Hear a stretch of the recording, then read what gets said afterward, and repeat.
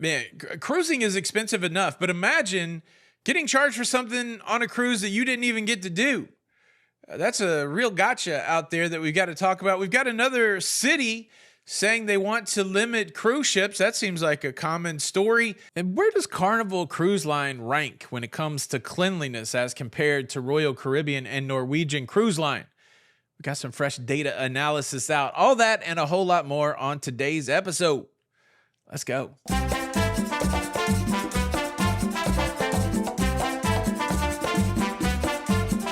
Hey, what's up, everybody? Welcome to La Lido Loca and welcome to the Cruise Show. I am your host, Tony, here to talk you through everything going on in cruising. It's all the latest cruise updates for your face. For your face on a Saturday the 7th of May, 2025. And let's start off with a cruise gotcha that I think's probably been around for a while, but it's going to be new to a lot of us. I'll tell you about a couple that was cruising on Holland America, cruise going to Alaska. They wanted to go on one of the premium whale watching tours there, but prior to their cruise, when they went to book it, apparently that tour was sold out, so they put their names on a wait list, and time passed, and when they didn't hear anything, they went ahead and booked a third-party excursion. Well, when they got on their cruise, they had a note in their cabin that said, hey, they were able to move from the wait list to the on the tour list, and that they needed to come to guest services to get their tickets, and they got charged $800 to their credit card. Well, this really kind of put them in a quandary because they'd already booked and paid for the third-party excursion prior to the cruise. They went down to guest services, which was closed by the time they went down there. They went down there the next morning and said, look, we already have this other excursion. We were just on the wait list. We don't want to go on your excursion. We'd like our $800 back. And well, Holland America Line told them, look, you didn't get down here within 48 hours of your cruise excursion, so you can't cancel it. And you just have to eat the $800 charge. And well, as you can imagine, that didn't sit well with them. They eventually reached out to a cruise expert that writes for the New York Times. The New York Times did interface with Holland America Line, and Holland America Line wrote an email apologizing for the whole situation and refunded the couple their $800. But this is a very real thing that plays out in cruising. Essentially, and the way I understand it over most cruise lines, and please, if you've had this experience, correct me if I'm incorrect, but when you sign up for a wait list, you're essentially committing to the tour. That's the way that I've always understood it. And then when a spot comes open, you get booked for that tour and then you're notified of it. But putting your name on the wait list is a commitment that you will go on the tour. And I believe that's true. Holland America Line, in response to this incident, said that they're going to change their policy. And now they're going to give some sort of window, like a 24-hour window to commit to the excursions instead of just auto booking the excursion. I think it's important to sound the warning bell, to put out the clarion call and all of those things, saying that this is something that could happen to all of us. Good for that couple. I mean, they had to go through some frustration and some work to get their $800 back, and hopefully they got to see whales on their whale watching tour. Probably one of the most challenging Alaska excursions I ever had. Me and my buddy Don Terrace, we paid $400 each to go see bears on an Alaskan cruise, and we went on an excursion for 5 hours, and we never saw bears, which felt like a huge waste of money. They tell you right there when you book it that there's no guarantee that you'll see bears. And so, nobody to be mad at other than ourselves. It was funny. It was in Ketchikan. We did the 5 hours out there. We didn't see any bears. And then on the ride back, the guy's like, oh, yeah, there's always bears all the time in Ketchikan in the trash cans. You just walk around town. You should see some bears for free, which if you're already feeling sour about spending $400 for a boat ride, that didn't help. Thank you, sir. Thank you, helpful tour guide. But yeah, have you ever been in this weird excursion booking situation?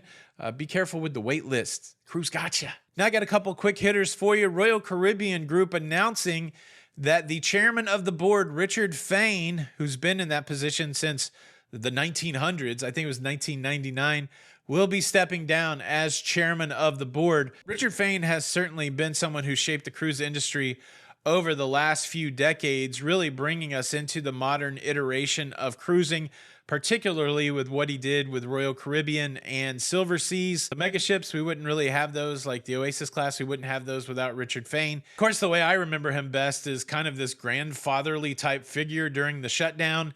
He would stand out in his yard or whatever, kind of dressed down, dressed casually with his hair a little bit unkempt, telling us about the latest updates as we waited for cruising to return. He did step down as the CEO of the Royal Caribbean Group in 2022 and just stayed as the chairman. Jason Liberty took that role as the CEO, and he will take over the role as chairman of the board. Really, the industry insiders and the writers of the industry are saying this is kind of a handing of the baton from, you know, the older generation to the next generation. So congratulations on your full retirement there, Richard Fain, and we appreciate you getting us to where we're at in the cruise industry. When I first started cruising, names like, I almost said Alberto Del Rio. That's a wrestler. Alberto Del Rio. Anybody watch wrestling? Frank Del Rio. That was the guy that really made the big push at Norwegian. And of course, Arnold Donald was the CEO of Carnival when we started cruising. But all those guys are gone. All of them did pretty much an exit after the shutdown. And now we see the next generation of leadership going forward. So, what happened to Alberto Del Rio? Okay. Another quick hitter. I guess that was longer than a quick hitter. Crystal Symphony completes 30 years of service. That's basically it. This was a ship that was built in the same century that automobiles became standardized. Now, I always make that joke for ships that were kind of built in the 1990s. They were built in the last century, the last millennia.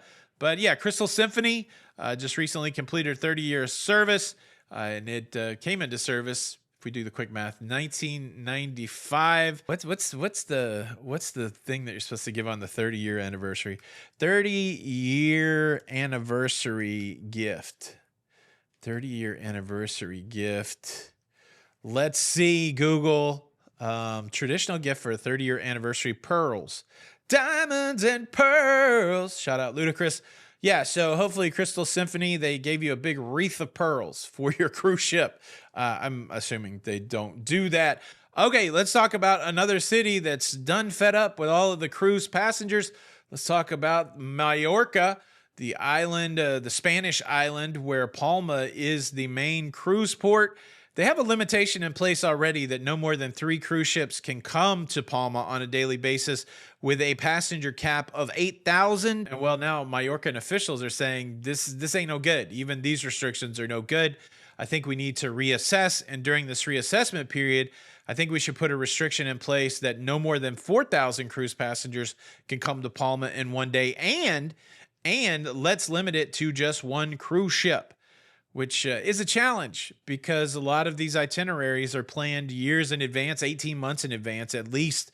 And so you've got cruise companies that are already planning to stop in Mallorca. This would definitely throw a spanner in the works, as they say over there in the UK, because this would send cruise lines shuffling. This is exploratory right now. It's not been passed by any organization, but this is the feeling of some of the lawmakers there. To limit cruise ships. It's a tough scenario because certainly the responsibility of local leadership for any locale is to protect that locale from things that they feel like would be detrimental to them. But the thing that kind of stinks for the cruise industry is they've had longstanding relationships with a lot of these locales that have worked out fine. And certainly things change in relationships. But frustratingly, to me, this is one of the things that motivates cruise lines to develop their own private islands. And I think there is a place for private islands. I think the fact that you can get on a ship in Florida and you can go have an amazing beach vacation while enjoying all the amenities of a resort style cruise ship, I think that's good on top of good. But for those that want to get out there and travel a little bit, I've always said that cruising is kind of travel in easy mode. You can go out and figure out how to navigate a foreign country for 4 or 5 hours at a time. But then you have the comfort of coming back to a cruise ship where you know where you're going to sleep and go to the bathroom and eat, those kind of things. I think cruising has opened up the world to a lot of travelers that maybe wouldn't fly to a place or wouldn't try to embed themselves in a place for a week.